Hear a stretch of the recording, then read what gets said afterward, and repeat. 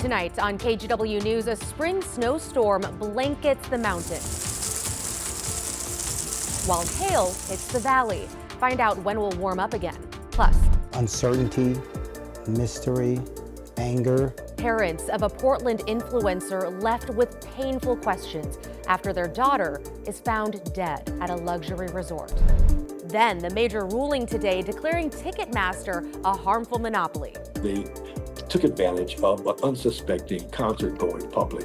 And later, an airport upgrade passengers have been waiting for. I just remember it was a long, never-ending walk. The change that will get you out the door faster after landing at PDX.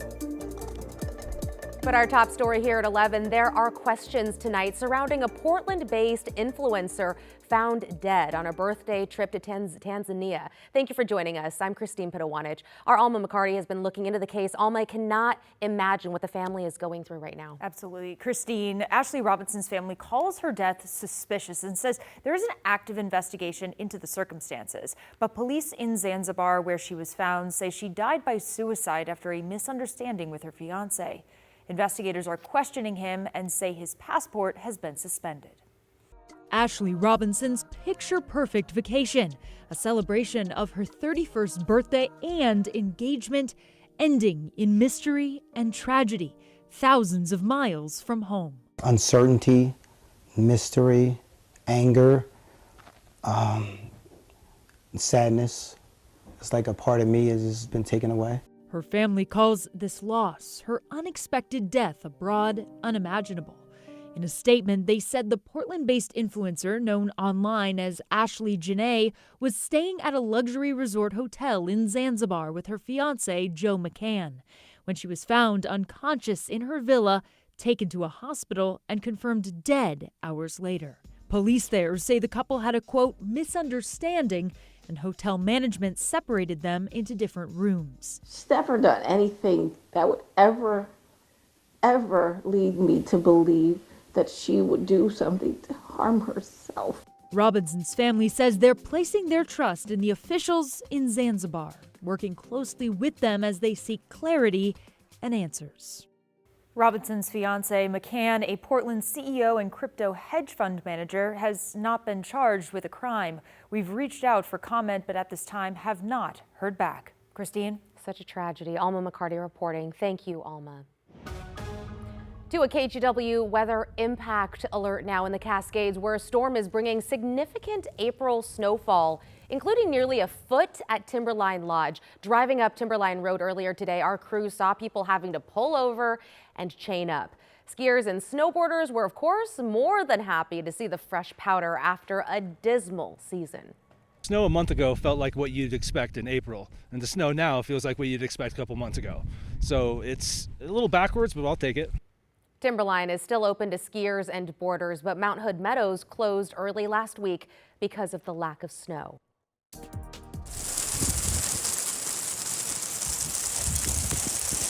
And for the valley today brought hail in several spots. Thanks to our viewer Alex for this video that shows hail coming down in Aloha this afternoon. And it was a similar scene on the other side of the Columbia in Vancouver today too.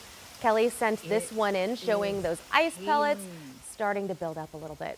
Chief Meteorologist Matt Safino here now with a first look at our weather impact forecast. Matt, really fun actually watching all that active weather today. Yeah, it was a very active day and a really changeable sky, and we'll have some great examples of that for you later on. But we'll start up at Timberline right now. It is snowing and it is blowing. It's only 19 degrees, and there's now been 19 inches of new snow since the snow began yesterday. Tomorrow, if you get up to Timberline tomorrow, it's going to be one of the best powder days of the year, maybe the best powder day of the year. That's how good. But the roads are snowy. This is Government Camp right now. You see the snow-covered road there, no traffic. Same thing at Sandiant Pass, hard to see the road at all, and the snow is really coming down at the moment over at Willamette Pass down to the south here. So the winter storm warning and the weather impact alert continues in the Cascades through tomorrow morning at 5 a.m., and then the snow will begin to lighten up. Now, we also have, surrounding the Portland area to the south, north, and west, a frost advisory. It clears out tonight enough. We're going to have frost in these areas and likely again tomorrow morning too. So the Cascade snow continues overnight tonight. The snow level will settle down about 1,500 feet, which means you get to like Zigzag, Welch's. You're going to start seeing snow along the roadsides, and frost in the valleys for the next couple of mornings. But there's also a warm up on the way after that, Christine. More on that later. Okay, thank you so much, Matt. Let's get you caught up on tonight's other headlines. Investigators are trying to figure out what happened to a woman missing for more than a year after her remains were found Sunday. 33-year-old Haley Athy went missing from Kelso on Thanksgiving of 2024. Two men found her remains in a wooded area in Rose Valley in Cowlitz County. That's where she was reported last seen. Her identity was confirmed through dental records, but the coroner says they're still working to figure out exactly how she died. Athy leaves behind 3 daughters. To new information about a police chase that ended with officers shooting and killing a man near Welch's Sunday. Authorities say it started with an attempted DUI stop. They say the suspect, 19-year-old Nicholas Toller from Brightwood, sped off on Highway 26 at more than 110 miles an hour. At one point, officers caught up and tried to block his car. They say Toller rolled down his window and told an officer he had a gun. The chase continued, and after troopers pinned Toller's vehicle, they say he got out and drew his hand behind his back as if reaching for a weapon. That's when officers fired. They say Toller then went back to his car, pointed an object at the officers, and they fired a second time. Investigators determined he did not actually have a gun. 8 people are in custody after a drug trafficking bust in Portland's Park Rose neighborhood. Investigators say they got a search warrant for a home on Northeast 96th and Mason after a deputy noticed suspicious activity consistent with drug trafficking during a routine patrol. During the search Monday, authorities say they recovered drugs, cash, and stolen property, including an e-bike. The Multnomah County DA's office will now consider charges. And tonight, a major victory to talk about for dozens of states, including Oregon. They sued Live Nation and Ticketmaster, accusing them of running a monopoly, impacting the entertainment market. Catherine Cook is here now with the jury's verdict. Catherine. Christine, the jury found that Live Nation unlawfully requires performers who use the amphitheaters they own to also use the company's event promotion services. What's more, they found fans have been overcharged for tickets at major concert venues across the country. Call it a showstopper for Live Nation and Ticketmaster. On Wednesday, a jury found the entertainment giant held a harmful monopoly over big concert venues. The civil case, initially led by the U.S. government, was brought by 34 states, including Oregon and Washington. They accused Live Nation of using its reach to smother competition by blocking venues from using multiple ticket sellers and hiking ticket prices for consumers. How they took advantage of an unsuspecting concert-going public. I think it was reprehensible. Portland attorney Robert Parker filed his own lawsuit against Live Nation a few years ago on behalf of We Are Live Entertainment. He says Live Nation cost the company's artists millions of dollars. My clients' views for the damage they sustained clearly were vindicated. In March, the Department of Justice announced they'd struck a deal with Live Nation, along with some states, to lower ticket prices and end an illegal monopoly over live events. Under that proposed settlement, Live Nation would divest from at least 13 amphitheaters nationwide. They also agreed to allow a mix of ticket vendors for some venues and pay a $280 million fine. But other states, including Oregon and Washington, pushed forward with their own case, led by attorney Jeffrey Kessler. He was thrilled with Wednesday's verdict. A great day for antitrust law. It's a great day for consumers and fans, and it's a great day for the 34 states and District of Columbia who I've been honored to work for on this matter. In a statement, Oregon AG Dan Rayfield said, "When a company gets this big, competition dies, and everyday people pay the price. Oregonians who bought concert tickets through Ticketmaster were overcharged. When the federal government chose to step back and allow it to happen, Oregon and other states stepped up and took this on." Right now, we don't know how the impact of this verdict will be on customers, be it through damages or ticket prices. The coalition will argue for remedies and financial penalties at a separate bench trial.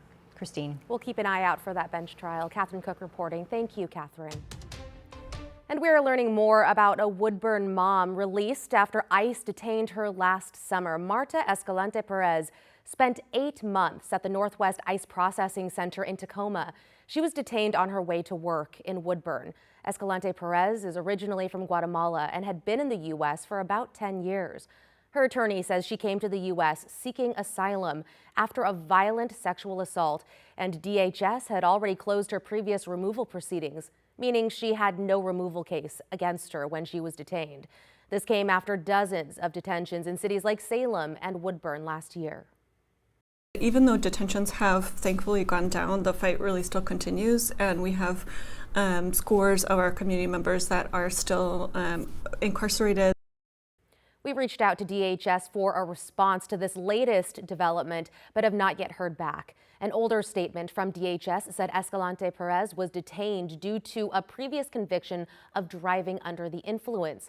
Neither her attorney nor KGW have been able to verify that claim. New tonight, Portland's City Council gave the green light for a push to make housing on the city's inner east side denser. The goal is to bring more homes to this mapped area by way of apartments and multifamily units. Ahead of tonight's council meeting, the crowd gathered outside City Hall to rally in support of the rezoning effort. Much of the inner east side has been zoned for low-density residential housing since the 70s and 80s, banning apartment buildings. Housing advocates argue that's caused both a shortage in housing and rising rents citywide. The city of Portland has had inequalities in how we address housing and zoning, and that has created different neighborhoods where wealthy people live and poor people live, where majority white people live and other people live. And that is how it has been for a very long time. This vote does not rezone any parts of the city, nor does it approve any new construction at this point. Instead, city staff have 90 days to create a report. A new zone map would be ready by next summer. Portland City Council is also moving forward with a new fee to help pay for road maintenance. The Finance and Governance Committee advanced the transportation utility fee today. If passed, it would be added to your utility bills. The fee would cost families an average of $8 to $12 a month and businesses roughly 4% of their utility bill. The fee is set to go before the full council next week.